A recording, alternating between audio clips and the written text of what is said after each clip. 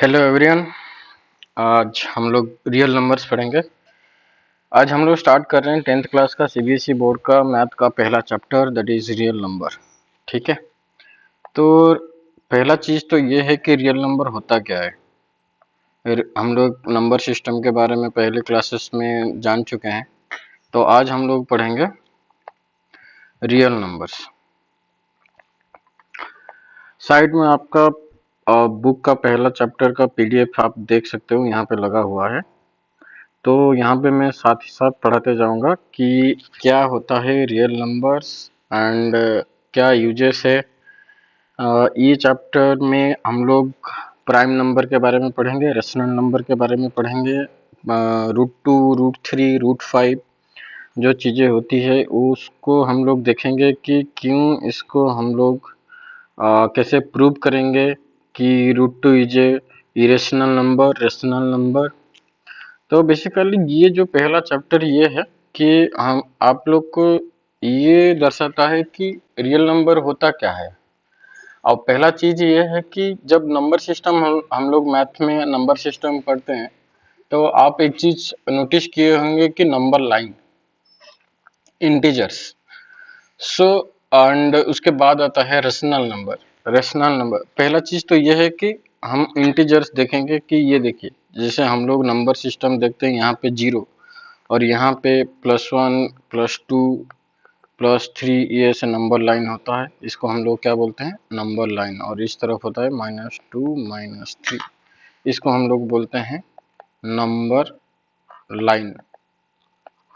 अच्छा, इसको ये सबको क्या बोलते हैं, इंटीजर्स। क्या बोलते हैं, इंटीजर्स।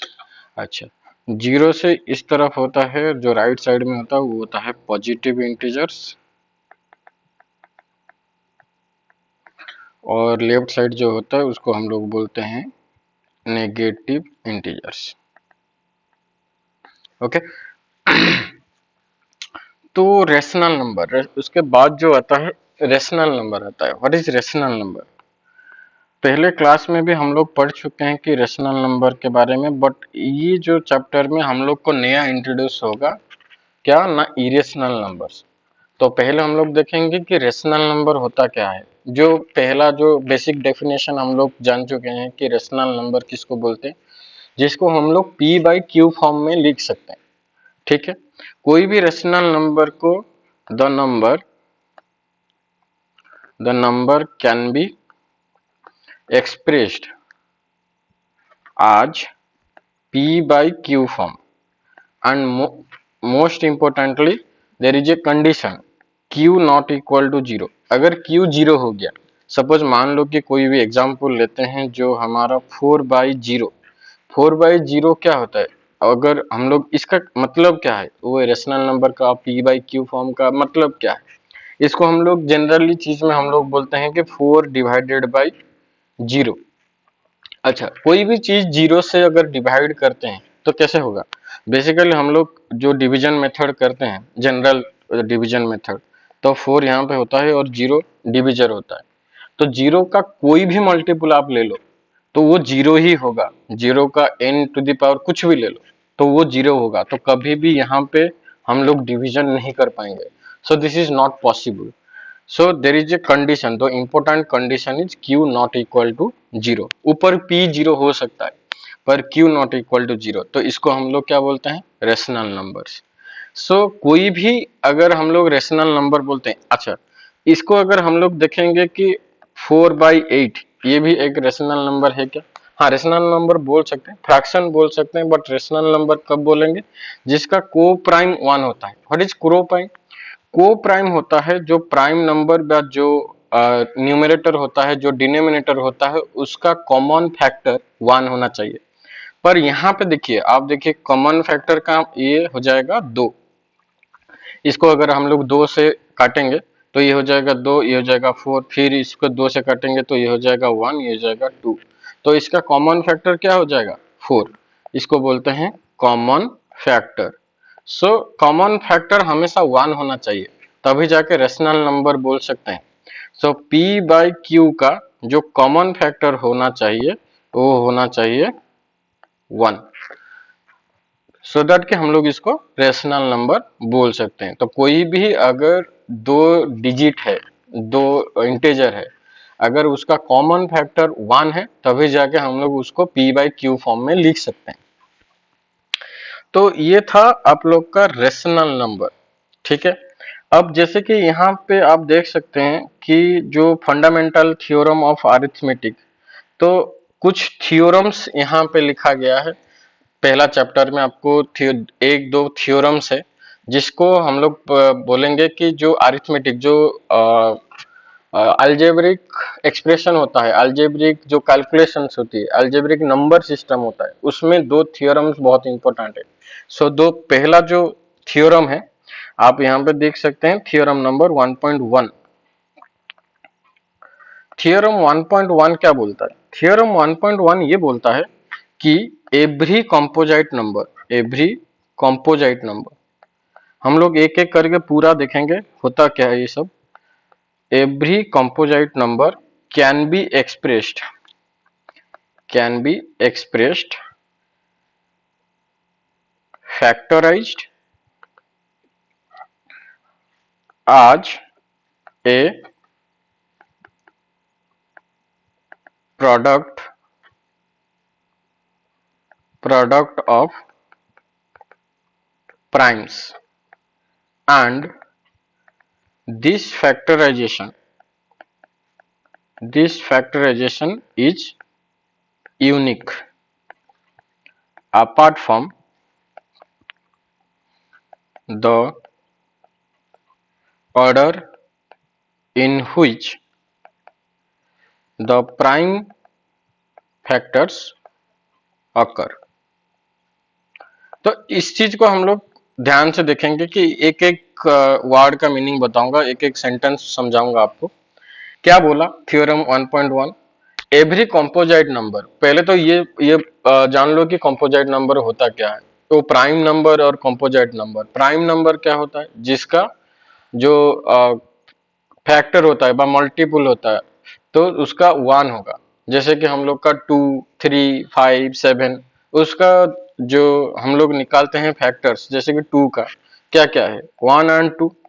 तो प्राइम नंबर होता क्या है? The factors are 1 and itself, but the composite number has more than 3 factors, 1 itself and one more number। So like 4 क्या होता है? 1, 2, 4, more than 2। So composite number, तो क्या बोला theorem 1.1? Every composite number can be expressed or factorized। हम लोग उस number को, कंपोजिट नंबर को लिख सकते हैं, किस तरह का लिख सकते हैं? फैक्टराइज कर सकते हैं, प्रोडक्ट ऑफ प्राइम्स। तो प्राइम नंबर का प्रोडक्ट के हिसाब से हम लोग उसको एक्सप्रेस कर सकते हैं, राइट। एंड दिस फैक्टराइजेशन और एक्सप्रेशन इज यूनिक। किसका यूनिक है? उस कंपोजिट नंबर, कोई भी आप कंपोजिट नंबर ले लो, सबका यूनिक एक्सप्रेशन आएगा। कोई भी, मैं एग्जांपल के साथ आपको समझाऊंगा। ये जो चीज लिखा गया है कि apart from order in which the prime factors, कोई भी ऑर्डर में हो, चाहे आप 2 into 3 लिखो या 3 into 2 लिखो, उससे कोई फर्क नहीं पड़ेगा, ऑर्डर कोई भी हो चलेगा। पर जैसे कि सपोज मान लो कि 6 इज ए कंपोजिट नंबर, उसको हम लोग एक्सप्रेस करेंगे प्राइम नंबर के साथ। कैसे प्राइम नंबर? इस मेथड को बोलते हैं प्राइम फैक्टराइजेशन, जो शायद आपको 9th क्लास में पढ़ाया गया होगा। फिर भी मैं आपको समझा देता हूँ। प्राइम फैक्टराइजेशन आप दो तरह का कर सकते हैं, जैसे कि एक एलसीएम मेथड में है, जैसे कि हम लोग डिवीजन मेथड बोलते हैं उसको, और दूसरा चीज ये है कि उसको ट्री फैक्टराइजेशन भी बोलते हैं, ट्री मेथड। तो दोनों तरीके से मैं आपको समझाऊंगा कैसे। सपोज मान लो कि एक एग्जांपल लेते हैं 12 is a composite number. Suppose जब आप 12 ले रहे हो तो 12 का दो तरह का हम लोग दो मेथड में देखेंगे, एक होता है डिवीजन मेथड, एक होता है ट्री मेथड। Let's example 12। तो 12 जब हम लोग डिवीजन मेथड में देखेंगे, पहला तो हम लोग लेंगे 2 से। अच्छा, पहला 2 क्यों लेंगे? तो पहला प्राइम नंबर 2 है। अब 12 2 में जा रहा है, इसलिए मैं 2 ही ले सकता हूं। अगर 15 ले लूंगा, कोई भी कंपोजिट नंबर जो कि 2 में डिविजिबल नहीं है, जो कि ऑड नंबर है, तो हम लोग 2 नहीं ले सकते। तो पहला, इसमें पहला जो जाएगा 2 जाएगा, तो फिर रहेगा 6, फिर जाएगा तो 2, फिर रहेगा 3। ठीक है। तो इसको जब हम लोग देखेंगे, इसका जो फैक्टराइजेशन हुआ 2 × 2 × 3, देखो इसमें आप देख सकते हो कि ये सारा का सारा प्राइम नंबर्स है, जैसे 2 और 3। पर यहाँ पे पहले भी मैं 3 ले सकता था, कोई इशू नहीं उसमें। 3 अगर लेंगे तो जैसे सपोज मैं अभी दिखा देता हूँ आपको, 3 लेके, तो 3 लेंगे तो फिर 4 रहेगा, 4 में 2 जाएगा तो 2। तो ये जो चीजें लास्ट लाइन में बोला गया है कि apart from the order of prime numbers, that is not important. So इसको हम लोग 3 × 2 × 2 भी लिख सकते हैं। But the main thing is you can express this composite number with prime numbers. So here is the prime numbers are 2 और 3। सो ये था तुम्हारा डिवीजन मेथड, इसको बोलते हैं डिवीजन मेथड। उसी चीज को अगर हम लोग ट्री मेथड में देखेंगे, ट्री मेथड में कैसे देखेंगे, ये देखो यहाँ पे आपको ट्री मेथड दिखाया गया होगा। अगर 12 को देखेंगे, 12 को क्या लिखेंगे, यहाँ पे 2 लिखेंगे, यहाँ पे 6 लिखेंगे, 2 × 6। फिर 6 को भी दो तरह का कर सकते हैं, 2 × 3। ये जो मेथड है, ये जो expression of this composite number है, इसको हम लोग क्या बोलते हैं, tree method, tree method of factorisation. ठीक है। तो हम लोग दो तरह का देखे कि फैक्टराइजेशन कैसे किया जाता है। पर इंपॉर्टेंट ये है कि थियोरम क्या बोल रहा है, कोई भी कंपोजिट नंबर को हम लोग प्राइम नंबर के और नंबर से हम लोग एक्सप्रेशन कर सकते हैं, एक्सप्रेस कर सकते हैं, फैक्टराइज कर सकते हैं। ये था तुम्हारा पहला थ्योरम। ठीक है, मैं आपको एग्जाम्पल के साथ समझाया। ठीक है, तो कोई भी नंबर ले लो, जैसे कि जो एक लाइन यहाँ पे वो भी बोला था कि ये यूनिक होगा। जैसे 12 का क्या हुआ, 12 को हम लोग एक्सप्रेस किए 2 × 2 × 3 को। और एक नंबर लेके देखते हैं, जैसे कि सपोज मान लो कि 16 का अगर हम लोग फैक्टराइजेशन करेंगे, पहले जाएगा 2 में, फिर रहेगा 8, 2 जाएगा तो 4, 2 जाएगा तो 2। देखो इसका फैक्टराइजेशन क्या हुआ, 2 × 2 × 2 × 2। सो यहाँ पे 12 का हुआ 2 × 2 × 3, यहाँ पे हुआ 2 × 2 × 2 × 2। सो इसीलिए ये बोला कि कोई भी कंपोजिट नंबर आप ले लो, अगर उसका आप प्राइम फैक्टराइजेशन करते हो तो उसका जो रिजल्ट आएगा, जो एक्सप्रेशन आएगा, सबसे यूनिक होगा, कोई भी इक्वल नहीं हो सकता। ठीक है,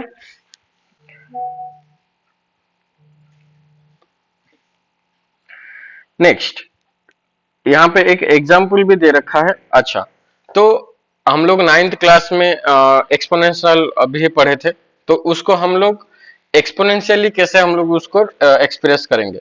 सपोज 16 को यहाँ पे क्या होगा, 2⁴।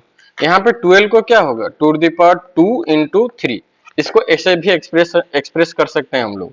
ठीक है, सो लाइक फॉर एग्जाम्पल यहाँ पे जो एग्जाम्पल 1 है, अगर इसको हम लोग देखेंगे कि एग्जाम्पल 1 क्या बोल रहा है, consider the numbers 4⁴n where n is a natural number.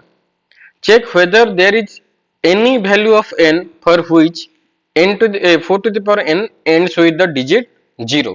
अच्छा, कोई भी पावर जब होता है, कोई भी नंबर का, कोई भी नेचुरल नंबर का, कोई भी इंटेजर का जब पावर होता है, जैसे कि सपोज मान लो कि 4 का n, यहाँ पे जो एग्जाम्पल में दिया गया है कि 4⁴n। अच्छा, let's example n is equal to 1, natural number है, तो 4⁴1 क्या होगा, 4। 4 एक मिनट, 4⁴1 4, 4⁴2 क्या होगा, 16, तो यूनिट डिजिट में 6। 4⁴3 क्या हो जाएगा, 64। देखो यहाँ पे आप लोग देख सकते हो। अच्छा, 4 अगर 4 करेंगे तो यूनिट डिजिट में कितना आएगा, 6 आएगा, राइट। तो यहाँ पे आप एक चीज नोटिस कर सकते हो, यहाँ पे यूनिट प्लेस में 4, यहाँ पे यूनिट प्लेस में 6, फिर आ गया 4, फिर आ गया 6। तो ये जो है रिपीट हो रहा है, 4 6, हर केस में ऐसे ही होगा। आप 1 ले लो, 2 ले लो, हर चीज में आपको रिपीटेशन मिलेगा। अच्छा, ठीक है, बट यहाँ पे बोल रहा है कि कोई भी नेचुरल नंबर n का, कोई भी नेचुरल नंबर वैल्यू के साथ 4⁴n क्या 0 के साथ एंड हो सकता है, जो रिजल्ट आएगा उसका यूनिट डिजिट में क्या 0 आ सकता है, उसके देखने के लिए। अच्छा, 0 कब आएगा, पहला चीज ये है, क्वेश्चन ये है कि जीरो कब आएगा, कौन सा नंबर मल्टीप्लाई करेंगे तो जीरो आएगा, कौन सा दो प्राइम नंबर है जो जीरो के साथ एंड होगा, जिसका प्रोडक्ट जीरो के साथ एंड हो सकता है। जैसे कि सपोज मान लो 10 के साथ आप कोई भी मल्टीप्लाई कर दो वो एंड विथ जीरो ही होगा। क्यों? पहले यहां पर 10 है तो जीरो के साथ एंड है तो वो जीरो होगा। और 2 into 5 ये 10 है तो 10 का जो मल्टीपल है 2 into 5, 2 into 5 अगर देखेंगे तो वो एंड विथ जीरो होगा। सो इससे एक आइडिया आता है, अगर कोई भी कंपोजिट के नंबर में फैक्टर 2 और 5 है तो वो चीजें एंड विथ जीरो होने का चांसेस है, ये बात हो सकता है। ठीक है, तो इसीलिए हम लोग क्या करेंगे, 4 का जो है फैक्टराइजेशन करेंगे। अच्छा, 4 का अगर फैक्टराइजेशन करेंगे तो क्या होता है, 1 इंटू 2 होगा, राइट। तो अगर 4 to the power n है तो 4 to the power n मतलब क्या है, 4 to the power n होता है मतलब 4 into 4 into ... 4 product of force. तो प्रोडक्ट ऑफ फोर्स मतलब 4 का मल्टीपल, एंड 4 का आप कुछ भी मल्टीपल ले लो वो 2 में ही जाएगा, उसका जो प्राइम नंबर्स आएगा वो 2 में जाएगा, 5 उसमें आएगा ही नहीं। तो इसलिए यहां पे बोला 4 को हम लोग लिख सकते हैं 2 to the power 2, 4 to the power n को लिख सकते हैं 2 to the power 2 into n। So it's always a factor of 2। तो यहां पे 5 का चांस ही नहीं है क्या? नहीं है। सो इसमें हम लोग ये लिख सकते हैं कि 4 का only the prime factor is 2, no sign of 5। So there is no possible of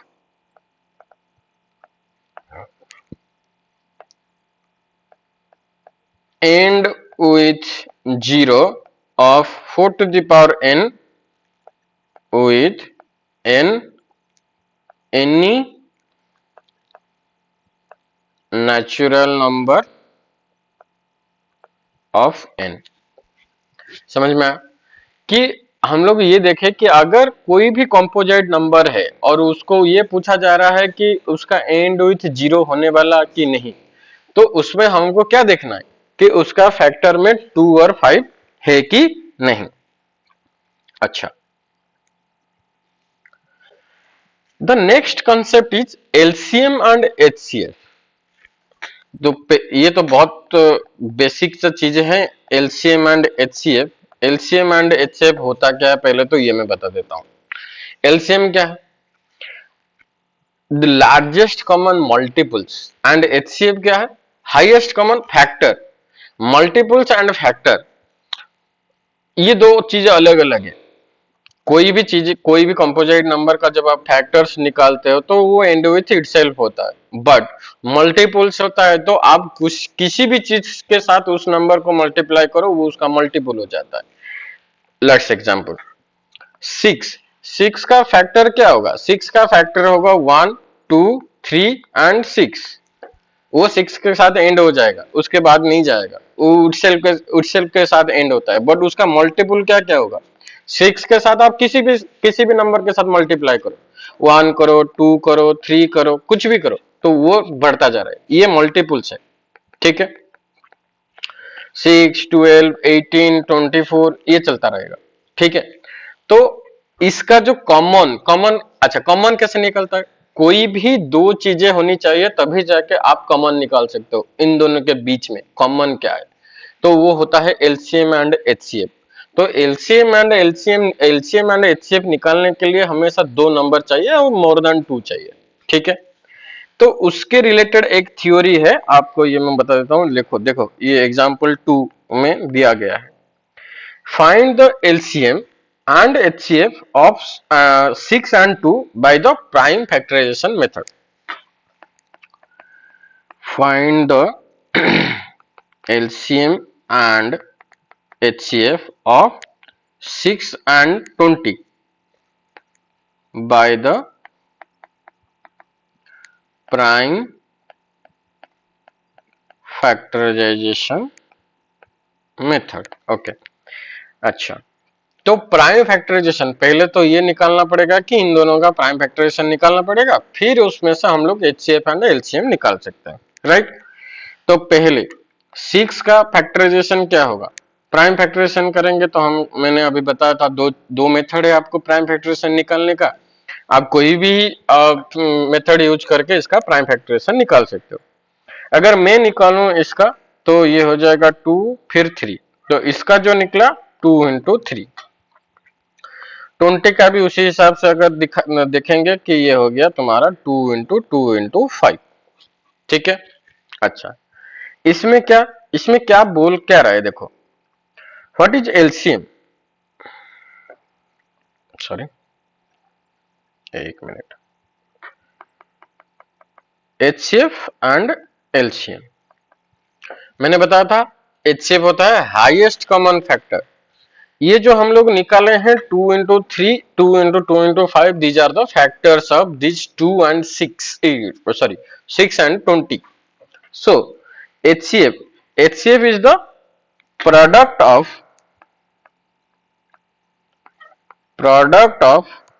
the smallest power of each common prime factors in the numbers। क्या बोला, प्रोडक्ट ऑफ स्मॉलेस्ट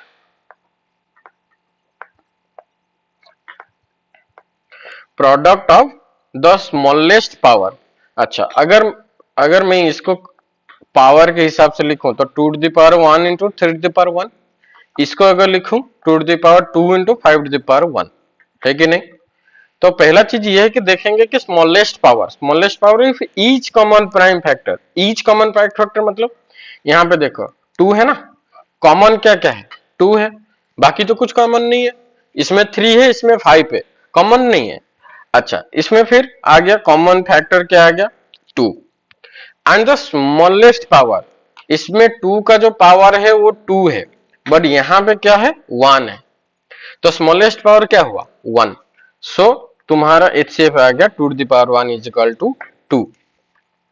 उसी तरह का अगर हम लोग एलसीएम देखेंगे, एलसीएम होता है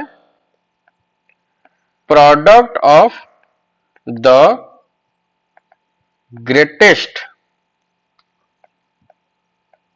power of each prime factor involved in the number, ठीक है।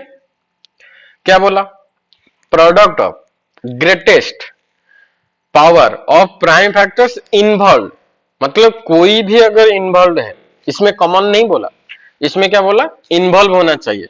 तो यहां पे देखो क्या क्या इन्वॉल्व है, 2 है, 3 है और 5 है कि नहीं, दोनों में।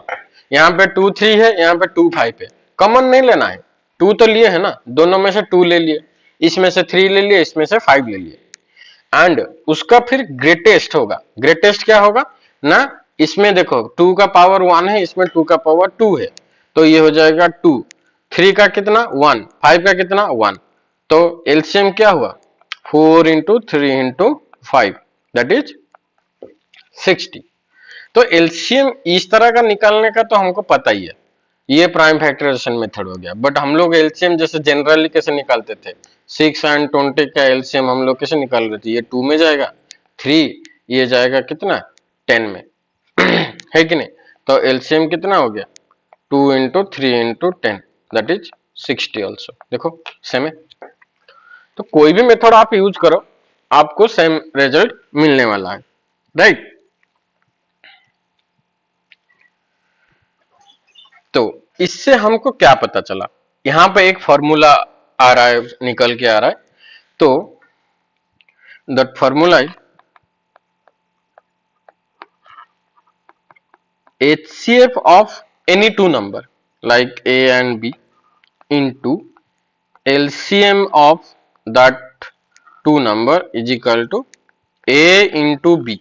A into B मतलब product of two number. Okay, इसको मैं प्रूव करने वाला हूं। ठीक है, कैसे प्रूव करेंगे देखो, यहां पे ही ले लेते हैं a is equal to 6। Let's example x is a is equal to 6, b equal to 20। तो हमको पहले से पता है HCF LCM, तो LHS में क्या आ जाएगा, देखो LHS में क्या हो जाएगा, HCF इंटू LCM। RHS में क्या आएगा, product of A and B. Okay, तो HCF क्या होता है, HCF कितना आया 2, LCM कितना आया 60, तो 2 इंटू 60 दैट इज 120।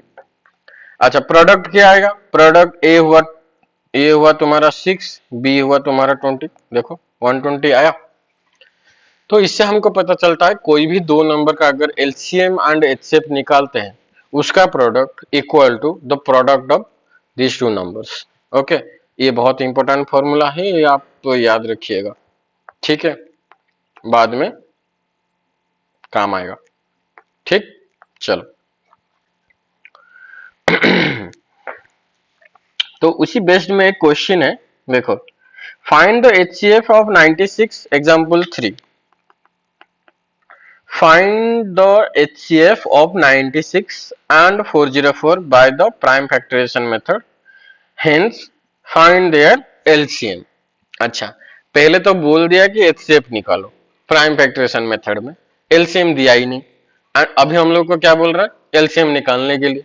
LCM हम लोग प्राइम फैक्टराइजेशन में निकाल सकते थे, बट वो उन्होंने नहीं बोला, वो बोला कि उसको फॉर्मूला यूज करके निकालो। ठीक है, तो पहले हम लोग निकाल देंगे HCF। तो HCF ऑफ 96 एंड 404, ठीक है। तो 96 को अगर हम लोग देखेंगे 96, तो प्राइम फैक्टराइजेशन 2 4 8 2 24, 2 में जाएगा 12, 2 में जाएगा 6, 2 में जाएगा 3, तो ये हो गया तुम्हारा 2 into 2 into 2 into 2 into 2 into 3। तो हम इसको लिखेंगे 2 to the power 5 into 3 to the power 1। उसी तरह का अगर हम लोग देखेंगे कि 404 को, इसमें जाएगा 2, ये हो जाएगा तुम्हारा 2 0 2, फिर जाएगा 2, तो ये हो गया 101। 101 इज ए प्राइम नंबर। तो अभी हम लोग इसको देखेंगे 2 to the power 2 into 101 to the power 1। ठीक है, दोनों का प्राइम फैक्टराइजेशन हो गया। अब हम लोग HCF निकालने के लिए हमको पता है क्या करेंगे ना, कॉमन फैक्टराइजेशन, कॉमन फैक्टर का लोएस्ट पावर लेना है। तो यहाँ पे कॉमन क्या क्या है, 2 है, तो 2 का क्या जाएगा, फिर लोएस्ट जाएगा, तो ये हो जाएगा 5, ये यहाँ पे है 2, तो लोएस्ट कितना है 2, तो ये हो गया 4, तो HCF हम लोग का आ गया 4। अब हमको निकालना है LCM। LCM क्या निकालना है, हमको फॉर्मूला पता है, HCF into LCM equal to product of the numbers. अच्छा, नंबर्स हमको पता है, HCF पता है, LCM निकल जाएगा कैसे, LCM equal to product of the numbers by HCF। तो प्रोडक्ट कितना हुआ, प्रोडक्ट होगा आपका कौन सा नंबर था, 96 इंटू 404 बाई 4। आप कहीं पे भी काट सकते हो, ये सपोज काट दो 101 में, तो जब हम लोग इसको मल्टीप्लाई करेंगे ये आएगा 9696, आ गया LCM। अभी अगर हम LCM निकालते जाए तो पूरा वो लगेगा 96404 का LCM निकालने में। तो ये हुआ तुम्हारा कैसे, अगर सिर्फ HCF दिया हुआ है कोई भी नंबर 2 का या नंबर दे रखा है तो LCM कैसे निकाल सकते हैं, एंड वाइस वर्सा। एंड अगर LCM एंड HCF दोनों दे रखा है तो प्रोडक्ट ऑफ नंबर्स कैसे निकालना है वो भी हम लोग देख लिए, ठीक है। और एक एग्जाम्पल दे रखा है, एग्जाम्पल 4 क्या दिया हुआ है, find the HCF and LCM 6, 72 and 120 using the prime factorisation method. अभी ये आप लोग को पता चल गया कि प्राइम फैक्टराइजेशन कैसे निकालना है और प्राइम फैक्टराइजेशन का यूज करके कैसे एचसीएफ एंड एलसीएम निकालना है, ठीक है। अब ये मैं नहीं करने वाला हूं। और फिर एक्सरसाइज 1.1, एक्सरसाइज 1.1 में पहला क्वेश्चन देखो, दे रखा है कि express each number as a product of its prime factors. मैंने ये बता रखा है प्राइम फैक्टर्स कैसे निकालते हैं। प्राइम फैक्टर्स कैसे निकालते हैं, दो मेथड मैंने बताया, एक ट्री वाला बताया और एक डिवीजन मेथड। जो आपको सही लगेगा वो आप करिएगा, कोई इशू नहीं उसमें, बट ज्यादातर डिवीजन मेथड में आप करिएगा तो इजी होगा आपके लिए। सेकेंड में क्या बोल रहा है, find the LCM and HCF of the following pairs of integers and verify LCM into HCF is equal to product of two numbers। अभी अभी एक एग्जांपल करके दिखाया, जैसे कि सपोज यहाँ पे दे रखा है 26 एंड 91। तो पहले हम लोग क्या निकालेंगे, प्राइम फैक्टराइजेशन निकाल यूज करके हम लोग उसका HCF एंड LCM निकाल लेंगे, फिर उसका प्रोडक्ट निकाल लेंगे और LHS is equal to RHS करके हम उसको इस तरह का वेरीफाई कर सकते हैं कि ये फॉर्मूला ठीक है। Find the LCM and HCF of the following integers by applying the prime factorisation method. अच्छा, यहाँ पे दो के जगह तीन नंबर्स दिया हुआ है, तो दो के जगह तीन नंबर सब दिया हुआ है। एग्जाम्पल 4 जैसे तीनों का प्राइम फैक्टराइजेशन निकालो, उसका कॉमन फैक्टर निकालो, उसका शॉर्टेस्ट व स्मॉलेस्ट शॉर्टेस्ट बोला, स्मॉलेस्ट पावर निकालो, वो हो गया एचसीएफ। फिर आपका पूरे का जितना भी फैक्टर्स है सबको लिखो, उसका ग्रेटेस्ट व लार्जेस्ट पावर को लिख दो, उसका प्रोडक्ट निकाल लो, वो हो गया तुम्हारा एलसीएम। हाँ ये देखो 4 नंबर पे क्या दिया हुआ है, एचसीएफ 2 नंबर का दिया रखा है, एलसीएम पूछ रहा है, तो 2 नंबर दे रखा है मतलब उसका प्रोडक्ट निकाल लेना है। एंड एचसीएफ दे रखा है और एचसीएफ को लाके डिवाइड कर देना है, तो एलसीएम निकल गया। LCM is equal to product of two numbers. यहाँ पे देखो ये हम लोग ने पहले से कर रखा है, LCM is equal to product of the number by HCF. Question number 5, देखो जो पहला पढ़ाया था कि कोई भी नंबर, कोई भी कॉम्पोजिट नंबर क्या जीरो के साथ एंड हो सकता है। देखो यहाँ पे दिया रखा है 6 टू द पावर n। अच्छा 6 टू द पावर n मतलब 6 को हमको प्राइम फैक्टराइजेशन करना है। 6 का प्राइम फैक्टराइजेशन 2 इंटू 3 है, तो 2 तो मिल गया पर 5 नहीं मिला, तो उसी हिसाब से आप लिख सकते हैं। So there is no sign of 5 for end with 0 we need 2 into 2 and 5, so there is no sign of 5, so it is not possible to end with 0 of 6 to the power n with any natural number of n। Question number 6, ये एक important question है, कभी कभी आता है 1-2 mark का। ये देख लो, explain why 7 into 11 into 13 plus 13 and 7 into 6 into 5 into 4 into 3 into 2 into 1 plus 5 are composite number. अच्छा, कॉम्पोजाइट नंबर के बारे में मैंने तुमको बता दिया था कि क्यों कॉम्पोजाइट नंबर बोलते हैं, उसका फैक्टर क्या होगा, मोर देन 2। तो इस चीज को कैसे हम लोग दिखाएंगे कि ये कॉम्पोजाइट नंबर है, देख लो, हिंट दे देता हूं, आप सॉल्व करना।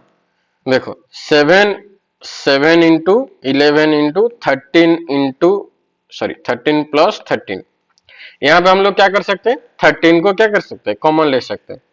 तो 7 इंटू 11 इंटू 1 प्लस 1, ये हो गया।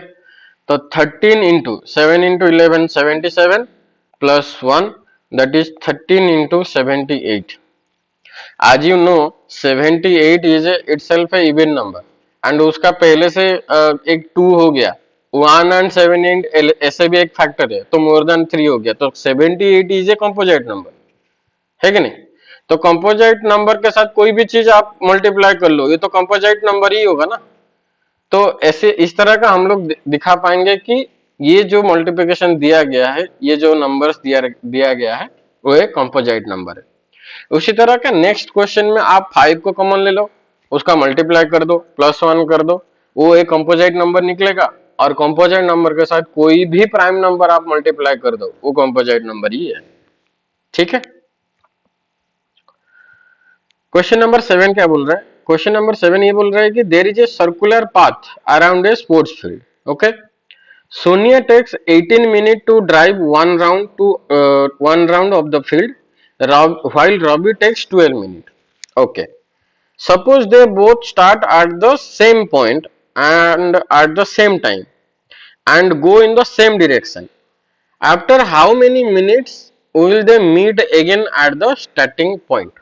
अच्छा, इस तरह का क्वेश्चन को एक तरह का आप ऐसे समझ लो कि जैसे कि सपोज मान लो कि ये एक सर्कुलर फील्ड है। ठीक है, ओके, हो गया सर्कुलर फील्ड। यहां से स्टार्टिंग हो रहा है, दोनों दोनों स्टार्ट कर रहे हैं। कौन कौन स्टार्टिंग कर रहे हैं? एक तो सोनिया कर रहा है और एक क्या कर रहा है? रॉबी। सोनिया को पूरा एक राउंड लगाने में 18 मिनट लग रहा है, ठीक, और रॉबी को कितना लग रहा है? 12 मिनट। तो जब रॉबी यहां से जाके यहां पे पहुंच चुका होगा, पर सोनिया कहां तक पहुंची है? सोनिया को टाइम लगेगा 18 मिनट, तो सोनिया तो बीच में कहीं पे होगा। ठीक, 12 मिनट में ये यहां पे कहीं पे होगा सोनिया, और रवि यहां पे होगा।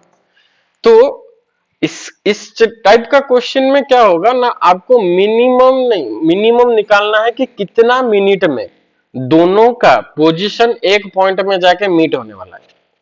अच्छा, मिनिमम, लेस, और कितना कम टाइम में, इस तरह का सब्जेक्ट में क्या होगा? देखो, 2-3 बताया था ना, एलसीएम एंड एचसीएफ। एचसीएफ क्या है? हाईएस्ट, पर एलसीएम क्या है? एलसीएम होता है लीस्ट, और यहां पे एचसीएफ होता है हाईएस्ट। यहां पे डिफरेंस दिख रहा है ना आपको? तो इस तरह का जब वर्ड यूज होता है कोई भी क्वेश्चन में, मिनिमम, लीस्ट, कितना कम समय में, उसमें आपको निकालना है एलसीएम। हाईएस्ट, कितना ज्यादा टाइम लगेगा उस चीज में, सब हाईएस्ट, मोर, इस सब वर्डिंग अगर यूज हुआ है क्वेश्चन में, आपको निकालना है एचसीएफ। तो इन दोनों का हम लोग को क्या निकालना है? एलसीएम निकालना है। क्या निकालना है? एलसीएम निकालना है। तो 18 एंड 12 का अगर एलसीएम निकालेंगे, 2 में जाएगा तो 9, ये हो गया 6, फिर 3 में जाएगा तो 3 एंड 2, तो एलसीएम क्या हुआ? 2 इंटू 3 इंटू 3 इंटू 2 कितना हुआ? 6 इंटू 6, दैट इज 36 मिनट। तो ये बोल रहा है कि 36 मिनट में ये लोग फिर से एक पॉइंट में मीट होंगे। अच्छा, देख लेते हैं एग्जाम्पल करके। तो पहला जब 18 मिनट होगा, ये जो 18 मिनट होगा, यहाँ पे ये 12 मिनट में लेके रवि तो यहाँ पहुंच गया 12। फिर दूसरा जो 12 मिनट होगा, 24 मिनट, यहीं पे स्टार्टिंग पॉइंट में। रवि का जो थर्ड राउंड होगा वो हो जाएगा 36 मिनट में। ठीक, तो रवि 36 मिनट में यहाँ पे है, पॉइंट ए में है। उसी तरह का सोनिया का जो 18 मिनट होगा, पहला 18 मिनट जब वो पूरा सर्कुलर कवर करेगी तो फिर वो 18 मिनट यहाँ पे होगा। फिर दूसरा जो 18 मिनट होगा वो हो जाएगा 36 मिनट, फिर भी वही स्टार्टिंग पॉइंट में आगे।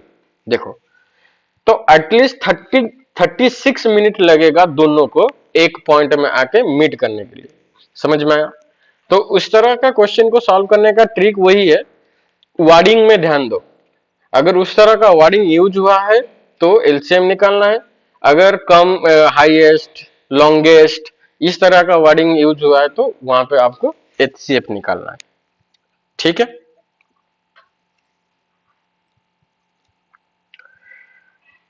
ये था तुम्हारा एक्सरसाइज 1.1 का पूरा थ्योरी। 2 थ्योरम हम लोग आज क्या क्या पढ़े? 2 थ्योरम पढ़े, 1.1 और 1.2। 1.1 बोल रहा है कि कोई भी कंपोजिट नंबर को आप उसका प्राइम फैक्टर के साथ एक्सप्रेस कर सकते हो, और दूसरा थ्योरम हम लोग ये पढ़े कि दूसरा थ्योरम हम लोग आगे पढ़ेंगे शायद नेक्स्ट में। ओके, ठीक है। नेक्स्ट हम लोग नेक्स्ट क्लास में हम लोग पढ़ेंगे कि वो इरेशनल नंबर किसको बोलते हैं, √2 क्या होता है, √3 क्या होता है, वो √2 क्यों बोलते हैं, स्क्वायर रूट क्या होता है, √2 क्या होता है, √3 क्या होता है, √5 क्या होता है, उसका क्यों वैल्यू हम लोग नहीं निकाल पाते हैं, उसको क्यों इरेशनल नंबर बोलते हैं, क्या हम उसको रेशनल नंबर के साथ एक्सप्रेस नहीं कर पाएंगे।